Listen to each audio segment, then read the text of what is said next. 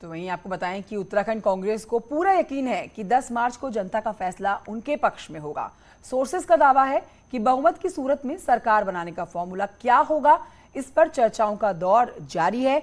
बात deputy CM की भी हो रही है, लेकिन कांग्रेस नेता सवाल पूछने पर नतीजों के इंतजार की बात कर रहे हैं।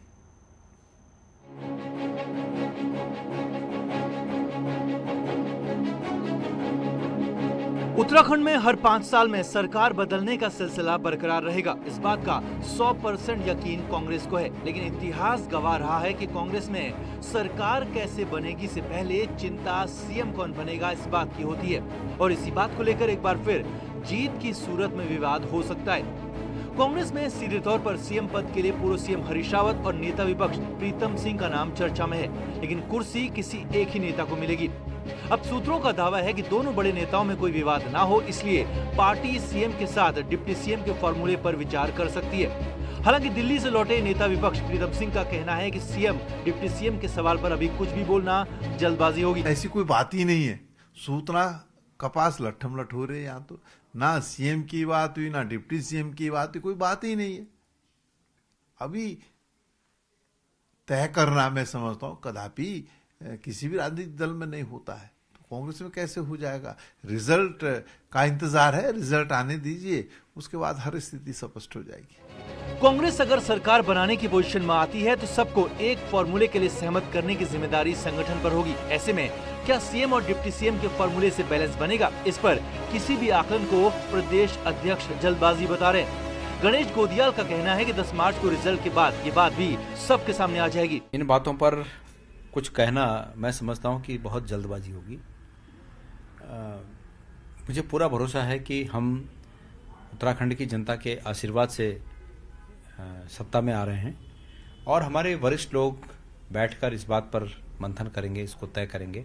साथ साथ जो लोग हमारे माननीय विधायक गण जीत के आएंगे उनसे भी मशविरा करेंगे, और अंतिम रूप में जो भी निर्णय होगा फिर वो सभी के सामने होगा। कांग्रेस ने 5 साल 11 विधायकों के साथ विपक्ष में बिताए। ऐसे में अगर 10 मार्च के नतीजे कांग्रेस के पक्ष में आए तो कांग्रेस सरकार बनाने का कोई मौका चूकना नहीं चाहती। फिर चाहे फॉर्मूला सिर्फ सीएम बनाने का हो या सीएम के साथ डिप्टी सीएम बनाने का, कांग्रेस हर प्लान पर काम कर रही है। दीपांकर भट्ट, न्यूज़ 18, देहरादून। वहीं आपको बताएं कि सीएम पुष्कर सिंह धामी ने दिल्ली के उत्तराखंड सदन में यूक्रेन से लौटे हुए छात्रों के साथ मुलाकात की।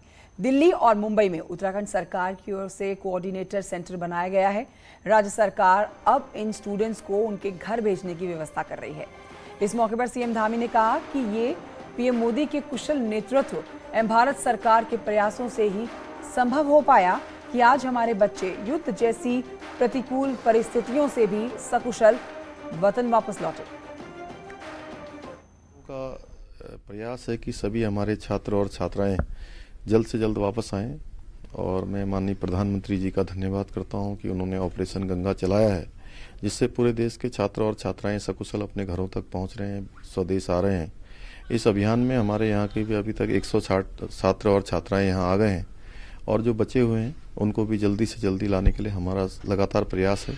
हम विदेश मंत्रालय के संपर्क में, हमारा यहाँ का स्थानीय आयुक्त कार्यालय भी काम कर रहा है। जो छात्र और छात्राएं यहाँ आ रहे हैं उनको सकुशल यहाँ से उनके घरों तक भेजने की व्यवस्था भी हमारे कार्यालय के द्वारा यहाँ से की जा रही है।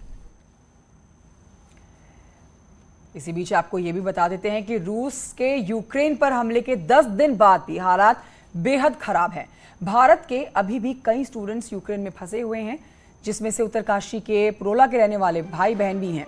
विनायक और अस्मिता थपलियाल ये भाई बहन हैं और यूक्रेन में मेडिकल की पढ़ाई कर रहे हैं, जो अपने दोस्तों के साथ भारत आने की गुहार लगा रहे हैं।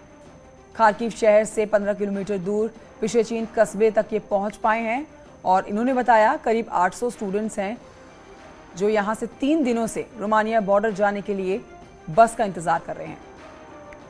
पे सब बच्चे बीमार पड़ रहे हैं, जैसे कि यहाँ बहुत ज्यादा ठंड है, उसकी वजह से यहाँ बच्चे बहुत ज्यादा बीमार हो रहे हैं, और यहाँ पे ऐसा कोई फैसिलिटी नहीं है, मेडिसिन प्रोवाइड कोई करने वाला नहीं है, तो हम इसलिए भी बहुत पैनिक हो रहा है सब बच्चों के बीच में। तो यूक्रेन से निकलकर कई भारतीय छात्र रोमानिया बॉर्डर पर पहुंचे, जहां के रेफ्यूजी कैंप्स में अभी भी वो रुके हुए हैं। कैंप्स में बड़ी संख्या में लोग मौजूद हैं जो अपने घरों को लौटना चाह रहे हैं। ऋषिकेश के रहने वाले छात्र हरीश पुंडीर ने एक वीडियो बनाया, रोमानिया बॉर्डर से भेजा है, जिससे वहां के हालात को आप समझ सकते हैं।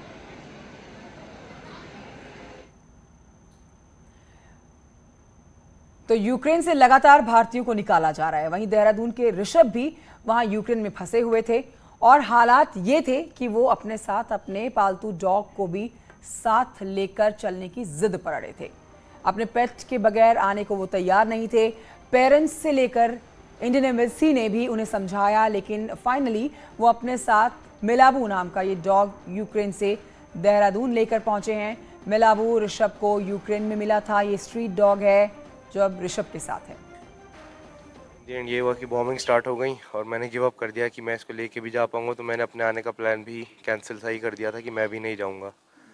तो इन दिन यही हुआ था कि नहीं जा पाएंगे, लेकिन फिर और लोगों ने भी मेरे को सपोर्ट किया और इन दी एंड उनको हटाना पड़ा एनओसी वाला प्रोसीजर ही।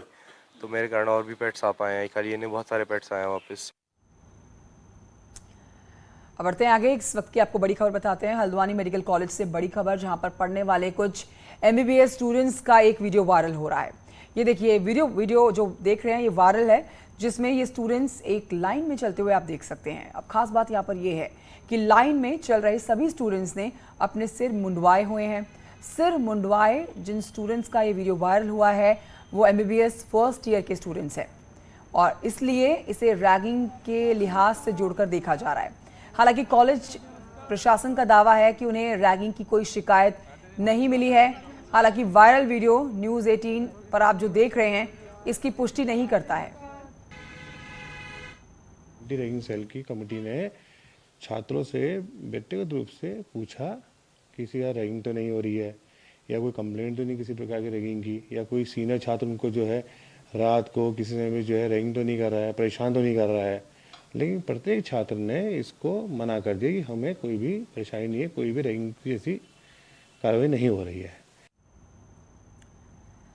अब बढ़ते हैं आगे। आपको बताते हैं एनएमसी ने अल्मोड़ा मेडिकल कॉलेज को मेडिकल की कक्षाएं चलाने के लिए मान्यता दे दी है, जिसके बाद कॉलेज में 83 स्टूडेंट्स ने एडमिशन ले लिया।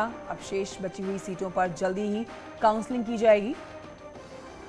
प्राचार्य ने कहा है कि स्टूडेंट्स की पढ़ाई के लिए सभी तैयारियां पूरी कर ली गई हैं। 85 स्टूडेंट स्टेट कोटे के हैं और 15 ऑल इंडिया कोटे के हैं। स्टेट कोटे के उसमें से जो है 76 बच्चों ने जो है एडमिशन ले लिया है और जो 15 बच्चे ऑल इंडिया कोटे के थे उसमें से 7 बच्चों ने अभी एडमिशन लिया है। मरीजों को सस्ती दवाएं देने का दावा कर रही सरकार के दावे जनपद पौड़ी में फेल होते हुए नजर आ रहे हैं। कोटद्वार बेस अस्पताल में पिछले 2 सालों से जेनरिक दवा केंद्र में ताला लटका हुआ देखा गया। वहीं जिले के कई अस्पतालों में भी इसी तरह की हालात बने हुए हैं।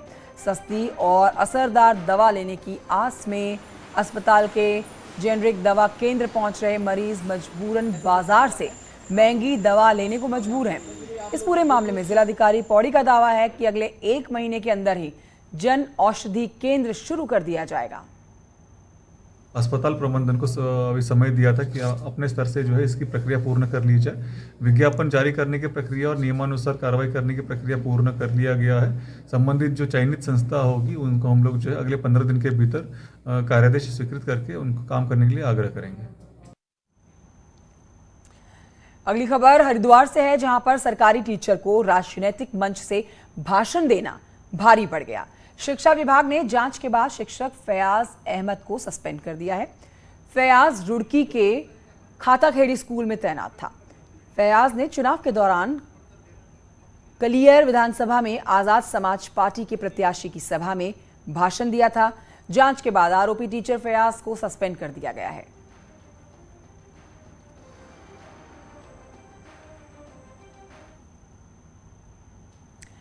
अब आपको बताते हैं कि खटीमा में वन जीवों के बीच लगातार संघर्ष का मामला सामने आ रहा है।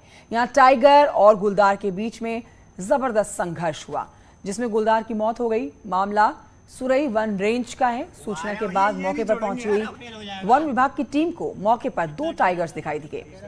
बाद में हम आपको बताएं कि बाघ यहाँ काफी गुस्से में भी दिखाई दे रहे थे। वन विभाग के मुताबिक तीसरी बार यहाँ पर आपसी संघर्ष में गुलदार की मौत हो चुकी है। और इसी खबर के साथ एक छोटे से ब्रेक के लिए यहाँ रुक जाते हैं, कहीं मत जाइए, जल्द लौट रहे हैं।